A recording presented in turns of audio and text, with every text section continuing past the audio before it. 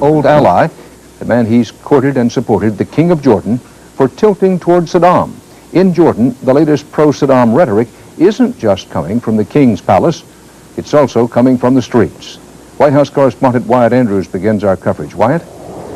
Dan, President Bush, after first saying that he understood why King Hussein gave that anti-American speech Wednesday night, today grew a lot less understanding. Today, President Bush accused the Jordanians of drifting, quote-unquote, totally into Saddam Hussein's camp. The Bush administration then effectively halted $55 million in foreign aid to Jordan, while it kept the whole question of any future aid under review. President Bush today, in a meeting with the Argentine foreign minister, complained that the king had crossed the line. There's quite some concern now about what appears to be a shift in the Jordanian position, and yet we're concerned about it and don't understand some of the rhetoric coming out of there. In his speech, King Hussein accused the United States of making war against all Arabs and of using the UN to mask a secret desire to destroy Iraq. While U.S. officials realize the king must play to his Palestinian subjects, there's also resentment that the king went overboard and gave official blessing to a groundswell of pro-Iraq, anti-American anger. In that speech, there was not one single solitary mention of withdrawal from Kuwait. There was not one single solitary mention of Saddam Hussein invading an innocent neighbor. Israel, too, saw danger in the speech. It saw a king who fears for his rule and his life. We have been following his public utterances, and we are worried, not only about us, but also about him. So why threaten to cut off Jordan's money? U.S. officials say they wanted to send a signal strong enough to get King Hussein to ease off the rhetoric, but not so strong that it further undermines the king or tempts him to enter the war. Wyatt Andrews, CBS News, the White House. In the streets of Amman today, there was no sign Jordan is turning back on support for Iraq. On the contrary, the demonstration that brought thousands of Islamic militants together outside a local mosque was the largest since the war began. Men pointed daggers toward the sky in a symbolic oath to wage a holy war. In a separate march, women pushed baby strollers. They voiced disdain for Washington's decision to review financial aid to Jordan. We have had it with the West. We have had it with their lies. Double standards. Jordanians have rushed teams of doctors and medical supplies to Iraqi hospitals. They have run the gauntlet of fire along the roads to Baghdad and back. The doctors tell of rapidly deteriorating conditions in Iraq's hospitals, caring for the crush of war victims without electricity or water, in cities where the air raid sirens never seem to stop. Suppose we start the operation, after 15 minutes there will be an airplane attack, there is alarm, they'll stop the generators, you need to continue the whole operation on just kerosene candles. Doctors say there is a critical shortage of antibiotics and pain-killing drugs in Baghdad. Conditions in hospitals in other towns are described as far worse. Sometimes you don't have blankets to cover the patient. Even no beds is available. Even in this winter condition, you have patients on the ground. They do them operation even without medication, without painkilling. Because hospitals are without telephones, medical teams have no overall picture of civilian casualties so far.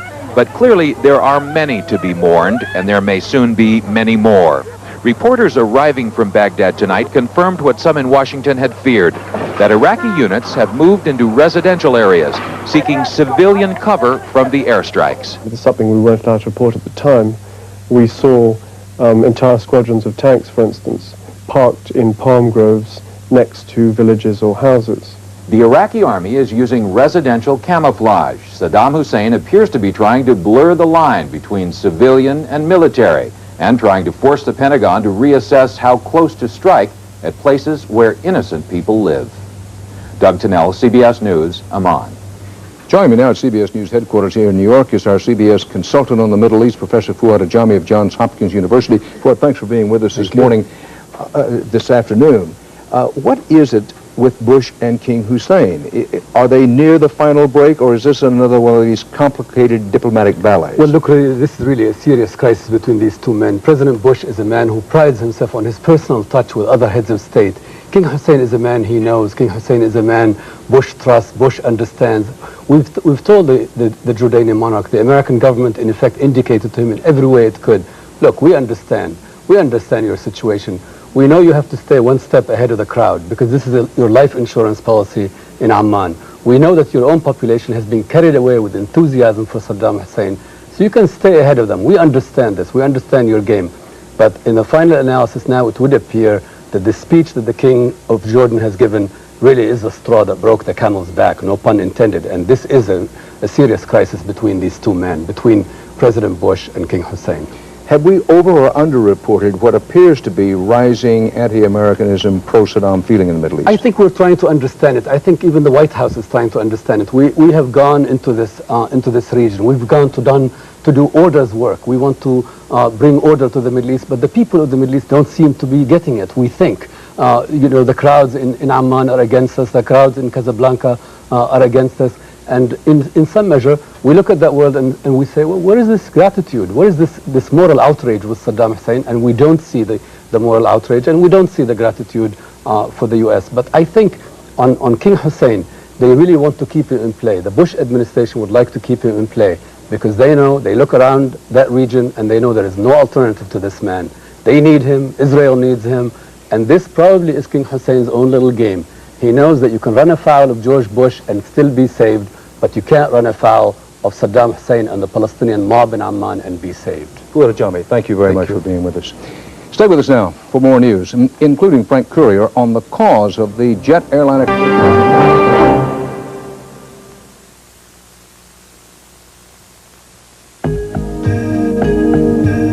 During the course of one 60-minute workout, a body can be depleted of vitamins B6 and C, carbohydrates, and valuable potassium, all of which, it so happens, can be replaced. Bruce Hall has the story and the pictures. Spy satellites, those eyes in the sky, have revolutionized battle, providing instant pictures from behind enemy lines. This is a satellite picture shot after the Iraqi invasion, but before the Allied bombardment. It shows airfields, pipelines, and oil storage facilities in Kuwait City. This is the first time that these reconnaissance satellites have played such an intimate role in the planning and execution of a military campaign, and this is certainly one of the big advantages that the United States has had in this conflict. We have these satellites and the Iraqis don't. The satellites tell our battlefield commanders where the enemy is and what he is doing. The military is using at least 24 satellites over the Middle East. Picture hovering over a football stadium, looking down, as they do, from the old blimp, and seeing everybody on the field as the play is developing. That's what you're looking at with satellite reconnaissance. The U.S. is using several different types of spy satellites. One is the KH-12, designed to get pictures so pilots can decide what to hit and commanders can tell how effective the bombing has been. In this satellite picture, analysts can identify objects 15 feet in size. The U.S. has some satellites that can see any object over 5 inches. Another is the Defense Support Satellites, DSPs, which use heat sensors to scan the region every 20 seconds. They search for hot flares from Iraqi Scud missile launches, determining Scud targets and locations within seconds. That usually leaves 3 to 4 minutes for troops to fire Patriot missiles to shoot down incoming Scuds. Another kind of satellite is the LaCrosse, which uses a powerful radar to not only peer through clouds and sandstorms, but also through the top few feet of sand, exposing bunkers and trenches. One of the big innovations in this crisis is that for the first time, these pictures are being distributed directly to the tactical attack planners out in the field. There's also a group of satellites capable of telling ground troops exactly where they are in the featureless desert. It's great. Works great. Thousands of these transmitter and receiver units have been issued to forward troops. They will also be used to call in precise airstrikes on nearby enemy positions. When the ground war begins, one of the most effective tools will be the signals intelligence satellites, which listen to radio and telephone calls between enemy troop units. It's going to be in code, and they're going to do it as secretly as they can, but they're not going to use carrier pigeons, and they're not going to use runners. They're going to use radios and telephones and things like that, and that's what you're listening for. Your first line of defense is really what you can hear, not what you can see. Allied commanders are hoping what they can hear and see behind enemy lines will not only save lives, but help end the conflict early. Bruce Hall, CBS News, Atlanta. When we come back, patriotic fervor and the demand for an American flag to wave.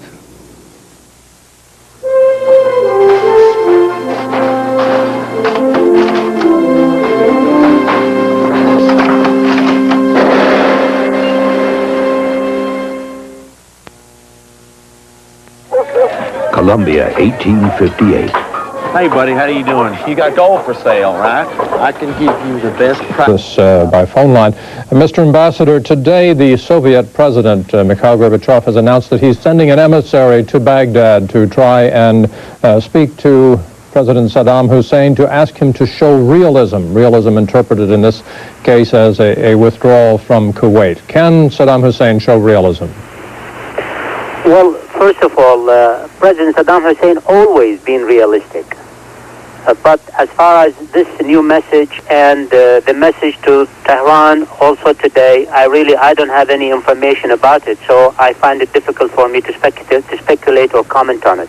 Well, when you say that Saddam Hussein is always realistic, is it realistic to subject the Iraqi forces to what appears to be an inevitable serious bloodletting in this war?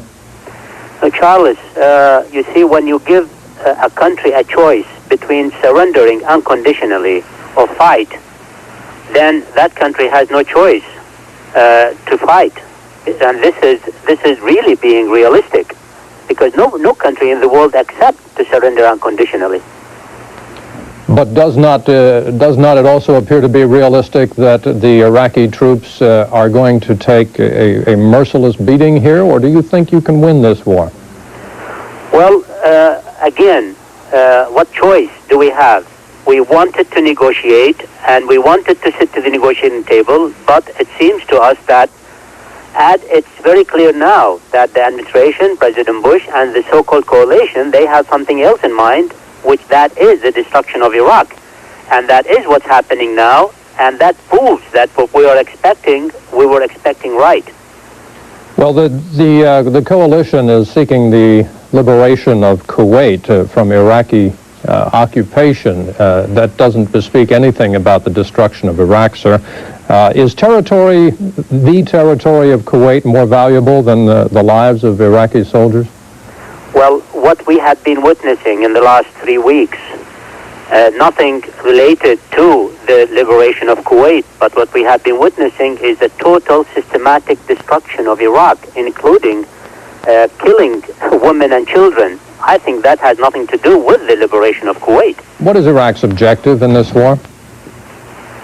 Iraq, number one, did not start the war, so the objective of this war is the President Bush and Cheney. They are always talking about their objectives in this war. Iraq is defending itself. Well, we could debate and dispute that as to who started it, but there are 500 or so thousand Iraqi troops in Kuwait. What is their objective there?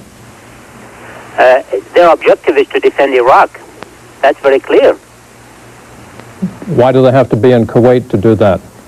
Well, because if you remember, Charles, on the 4th of August, Iraqi forces started to withdraw from Kuwait and informed the Security Council about that. But unfortunately, the American administration undermined that withdrawal, and the American forces and the Allied forces started to come to Saudi Arabia. And that's very clear. The intention to destroy Iraq was very clear from that time.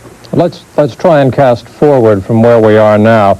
You talked about the deaths of Iraqi women and children. It would seem that the bombing would be halted if Iraqi troops withdrew from Kuwait. Would that not be a wise move if you want to stop the bombing?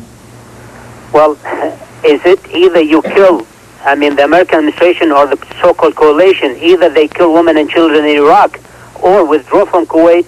We always said that the problem is not Kuwait only, but the region altogether.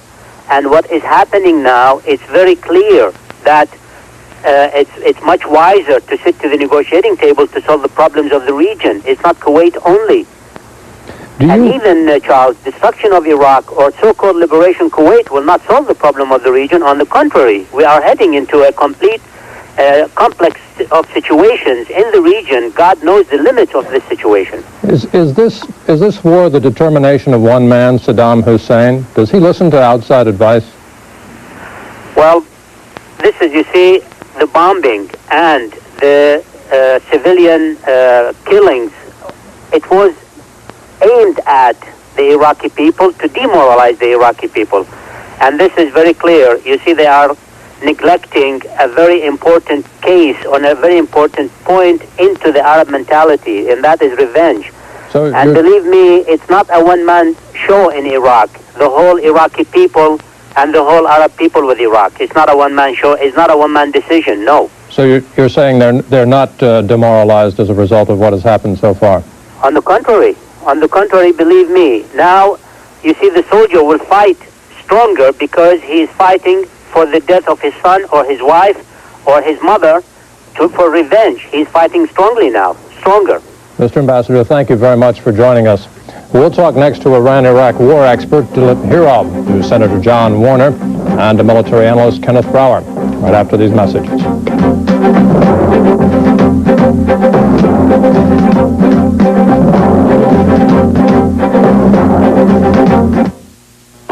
Wild West to the mean streets, Clint Eastwood has enforced his own style of law. Now, you can own his greatest movies with the Clint Eastwood collection from Time Life Video. As a gritty cop or a gunslinger. The pilgrimage. If there is danger posed to the pilgrims, then they are advised not to go for their own safety. Under all circumstances, the pilgrims themselves are given the choice whether they want to go or not. The war is invading all aspects of life here, and the possibility that it may keep the faithful from their religious obligations, whether willingly or not, simply adds to the frustration and the anger. Tony Clark, CNN, Amman. The wife of missing CBS newsman Bob Simon says she believes her husband is still alive. There's been no word on Simon or his three colleagues since they disappeared 3 weeks ago while covering the war. Francois Simon says the presumption is that the men are in Iraqi hands. She said she's written Iraqi President Saddam Hussein appealing for information. Mrs. Simon says her husband is an experienced journalist just doing his job. He's fiercely independent. I know that he feels that to get the story, you've got to go there firsthand. You've got to go to the scene. You're not going to get the story from a chair in the briefing room. I mean, he's had experience.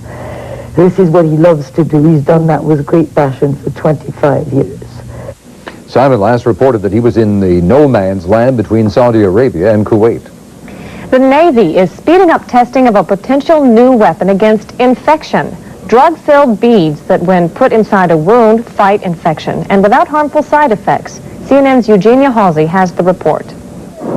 A quarter of the people who suffer broken bones in battle eventually have to fight another war, the one against infection. Bullets and shrapnel destroy skin, muscle, and blood vessels around bones, leaving spaces in which bacteria can flourish. If the infection can't be stopped, the limbs may have to be amputated. Now, researchers at the University of Louisville, working with the Navy, say there's a better way to fight infection. If I were a soldier and injured in a combat situation, I would definitely want the advanced technology of antibiotic beads. Antibiotic beads are a mixture of bone cement and antibiotics. The beads are strung together like pearls and placed directly around broken bones to deliver their infection-fighting drugs. Unlike antibiotics given through patients' veins, the drugs can't be blocked by damaged blood vessels and are highly concentrated. The levels that you obtain in the wound are sometimes 30 times greater than what you could even possibly expect through a systemic or an IV antibiotic. The beads are still undergoing testing required by the Food and Drug Administration and probably won't be ready for use in the Gulf. But the Navy says there's a good chance the beads will be used on troops sent to its hospitals in Bethesda, Maryland, Portsmouth, Virginia, and the Veterans Hospital in Louisville. Dr. Henry says Europeans have been using the beads for years, and experience with hundreds of his own patients has shown the beads can cut the infection rate in half. He also says the beads have no side effects. Well, if you give IV antibiotics, you run the risk at certain levels of injuring certain organs such as the kidney and the ears specifically. Sometimes the liver as well can be injured. Dr. Henry used the beads to treat 7 people injured by a gunman at a printing plant in Louisville a few years ago. He says none of their wounds became infected.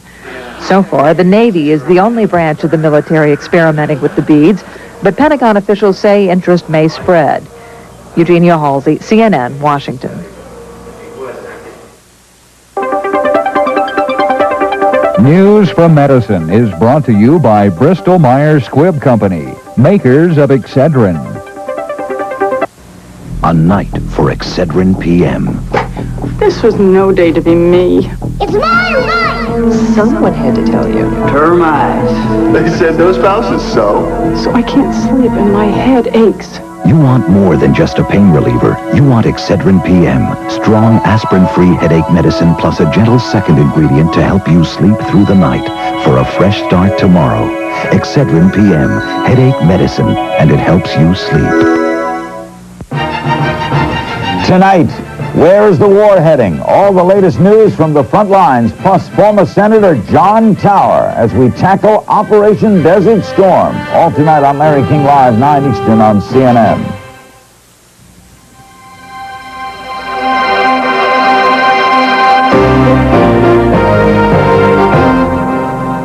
We'd like to share with you now some more letters to CNN, this one from Tara Alta, West Virginia.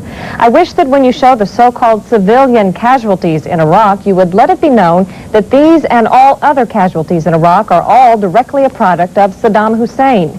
Even though he committed a terrible crime by invading and plundering Kuwait, he and his country could have avoided any conflict by pulling out before the deadline. Why do the people of Iraq not protest their government if they do not want any more civilian casualties? If they agree with Saddam, they deserve what they get. A letter from Atlanta. We get about 11% of our oil from that region. The Japanese receive 70%. Seems to me with all the Japanese cars and real estate in the United States they own, they would be more financially supportive of this conflict and pay their fair share. 70% of this conflict should be out of Japanese pockets. Perhaps it's time for America to wake up and realize they would be better off spending their time and capital buying U.S. products instead of fueling Japanese cars and keeping their economy alive. From Albany, New York, the United States and its allies are carrying on one of the most justifiable battles ever waged. It is the duty of all Americans to support our troops, whether they agree with current actions or not, and to let them know that they will be treated like heroes, not criminals, when their duties are completed and they return home. A viewer from Chula Vista, California writes, listening to Charlton Heston touting Israel turned my stomach. When are the people of this country going to learn that actors, especially those obviously uninformed and blinded by Zionist propaganda, belong in a theater? They are not experts in international affairs, but simple brainwashed morons. The fact is that Israel has committed aggressions against neighbors far worse than anything contemplated by Saddam Hussein. And how do we treat this mini-state? Why, by giving it billions of American tax dollars. Here's a letter from Grand Prairie, Texas. Yes, the people of the USA have the right to protest. As an ex-Navy pilot, I would fight to protect this right. But let's be honest about this. Do these protesters have any idea of the true results to our economy if we didn't get involved in the Middle East? I have a problem with the constant reports from Arnett about the civilian casualties in Baghdad. When you deal with a man, Saddam, who has shown no regard for human life in the past, you can bet he will locate military targets in civilian areas. Finally, I would like to express my support and gratitude to all the troops involved in Desert Storm. And finally, from a viewer in Louisiana, why can't the protesters of this war see beyond the length of their noses? These are the same people who sit on their behinds collecting unemployment and dreaming of other issues to protest about. This is not a time for these protesters to further disrupt society, but rather to understand the long-term purpose of this war and for once, just once, rally to support the country they live in. We'd like to hear your comment.